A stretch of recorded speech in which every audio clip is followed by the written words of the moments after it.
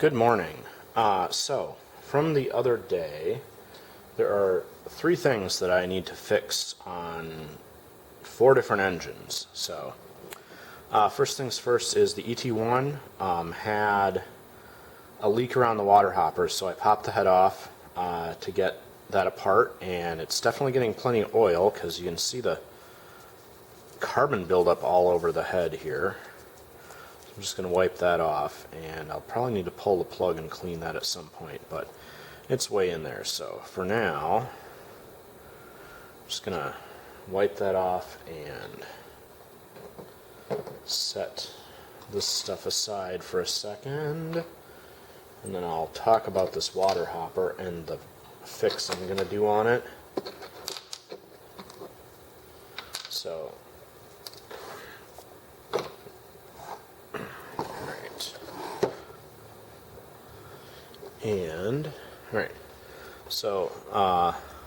the ET series has the piston, but the connecting rod big end is bigger than this liner, and then that liner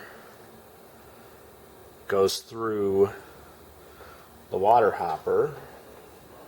I'm going to wipe this down because I'm going to be putting some sealant on it, so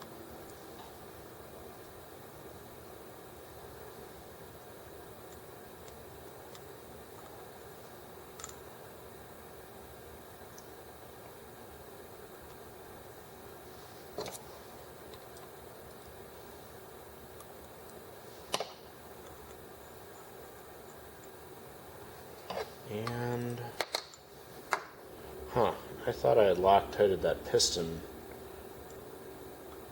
on there, but apparently not, so I'm gonna, there we go, pull the piston all the way out and check for scoring in the cylinder liner. There doesn't appear to be any new scoring since the last time I had this open,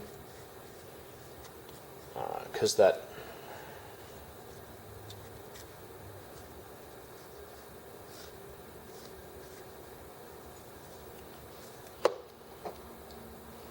so the pin, the wrist pin, is not fastened inside the cylinder here, or inside the piston, so it can wobble left and right. And all these ET engines, I try to Loctite it in place because I don't know if it's visible. There we go. Maybe it's visible in there. There's a line of scoring here from where the wrist pin was wobbling back and forth at one point.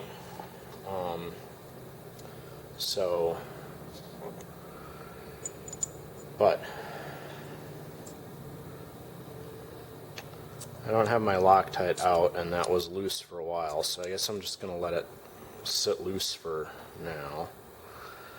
And then there's two grooves in this piston, but only one piston ring, because I've tried putting both piston rings on there, and it just is too much friction for the engine. But you can see on here there's bands where the O-ring is supposed to seal the water hopper against this liner, and it is not sealing properly, so I am going to try to wipe inside here and in the back there. I'm getting a lot of water seepage out the back of this hopper across the liner.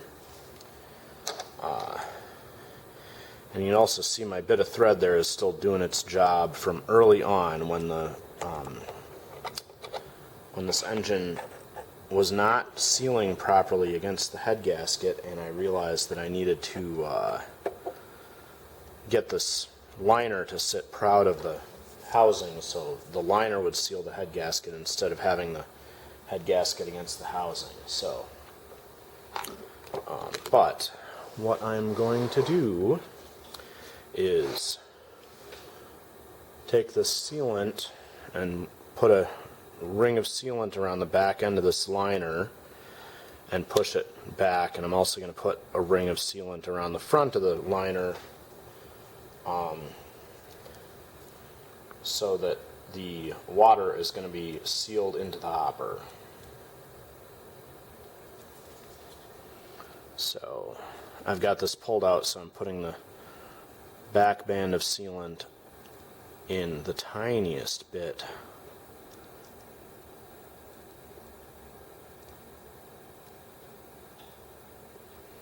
Making a ring here.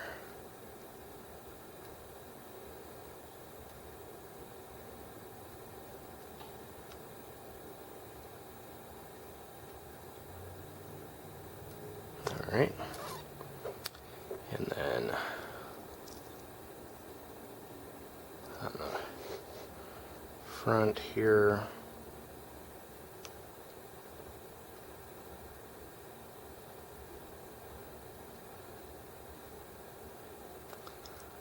and the O-rings are still in there, so shouldn't actually need that much sealant.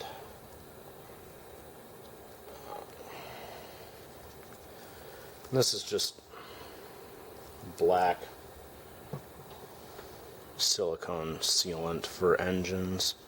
So push it in, give it a little turn as we go.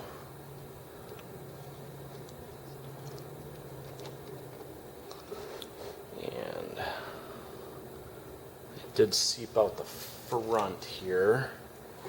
So I'll just wipe around that, and it hopefully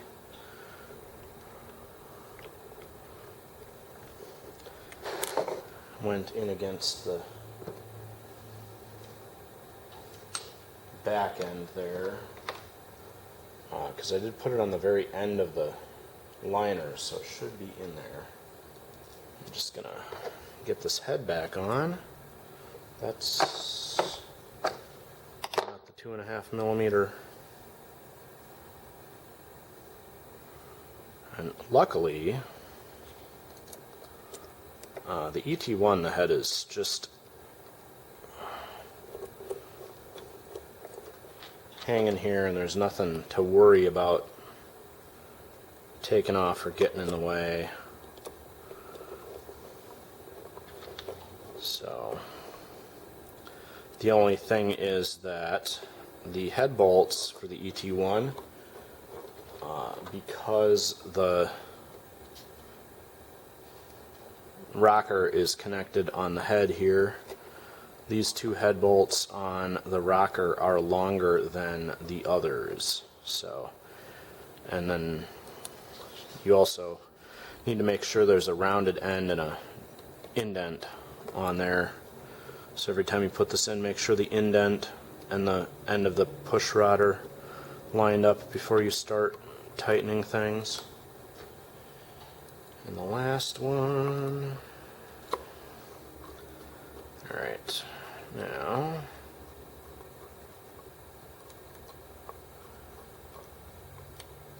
finger tight on all these. And then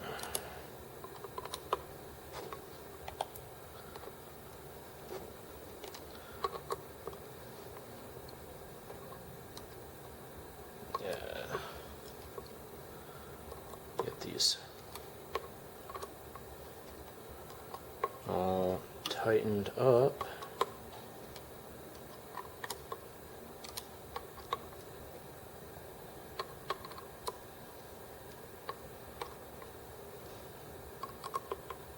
There we go. Those are all snug. And we'll pop the back end of this together. It's the two bronze or brass bushing halves, and we'll just lift that in place. Let it roll back. And let it roll back. All right. Luckily, these brass bushings or bronze or copper or whatever they are stick in place on here pretty well from the surface tension of the oil, so I just have to fumble around getting them on the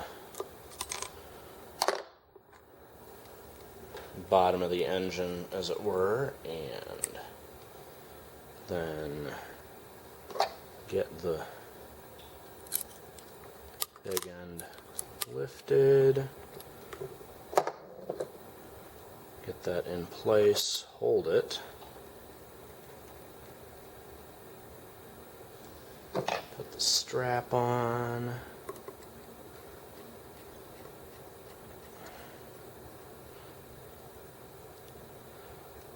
since these ET engines are all machined on a CNC, I'm not real worried about making sure the strap is lined up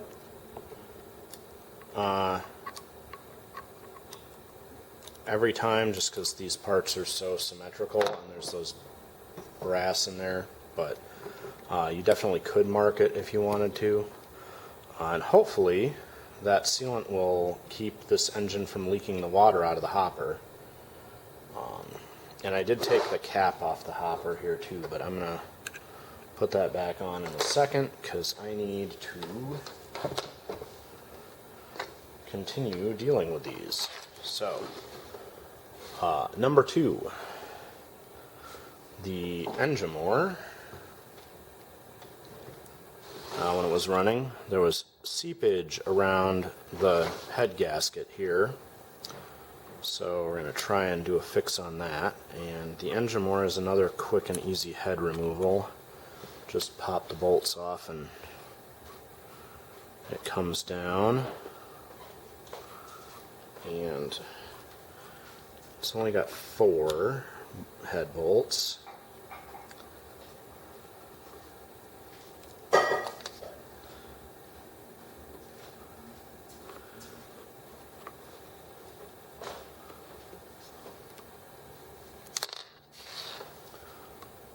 So, and it's a trick I learned a long time ago that is a trick that basically that you'll figure out on your own eventually if you ever spend any time working on engines with the heads horizontal or vertically like this, but if you pull the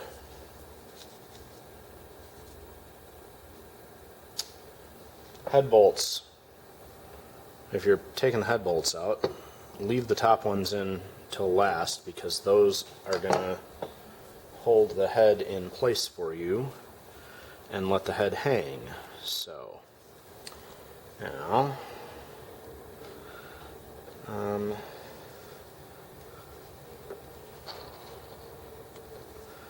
the Engemore also has a liner the way the ET series does, and there's a gasket here.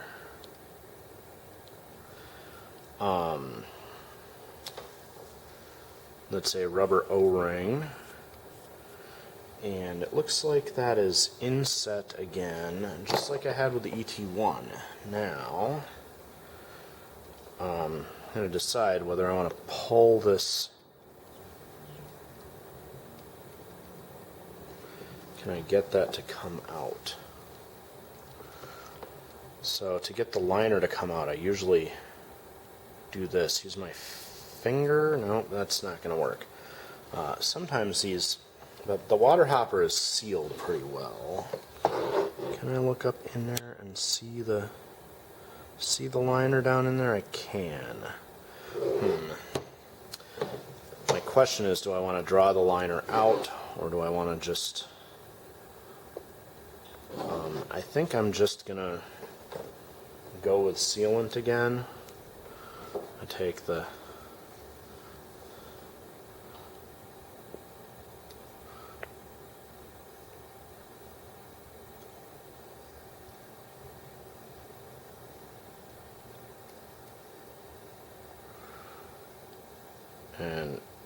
I'm being careful to make sure that the sealant is on the outside. of the actual O-ring that is supposed to be the head gasket. That way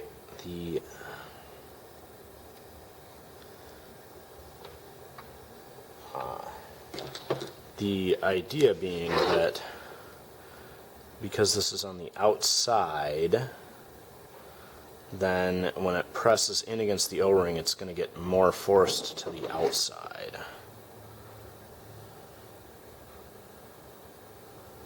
So the key, of course, being I don't want to wobble this head and smear that around as I'm putting it on. So we'll hold the head away and get 2 of our head bolts in, and then that will line it all up, and we can get those in place. And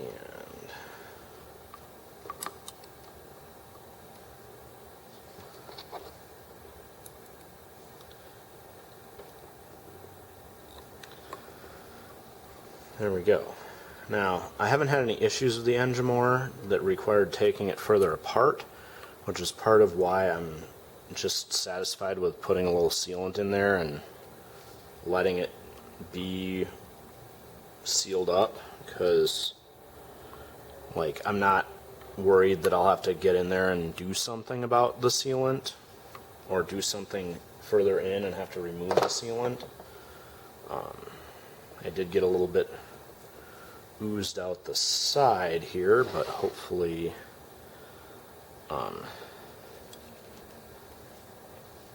that was the tiniest spot of it. So hopefully that will seal everything up, and then it won't get any head gasket or seepage out the side there.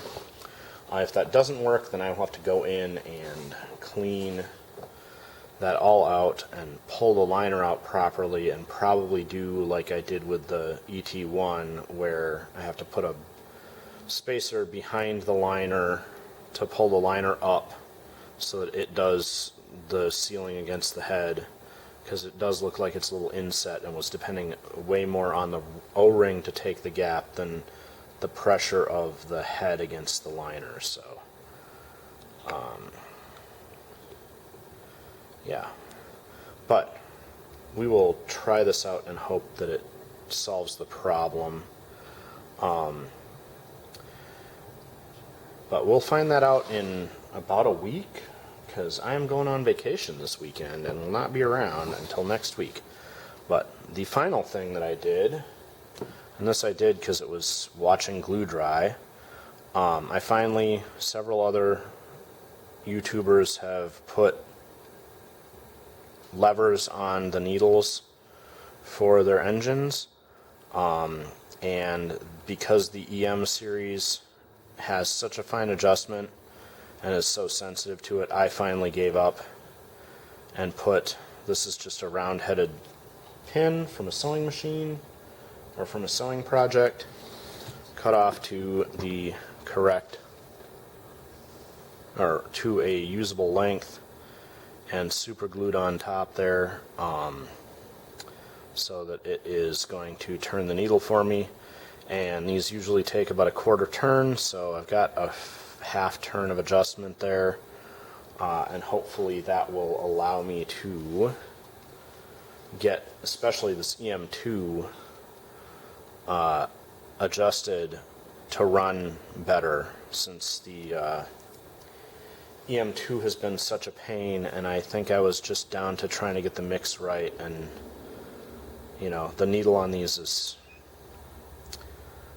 really, really hard to adjust without this lever. So I copied that from a few other YouTubers, and yeah, in a couple of weeks hopefully this will run well. I think that the ET1 and the Enjomor just will not be leaking, and that'll be good too. So that's the fixes for today, and I will be back in about a week to try these out.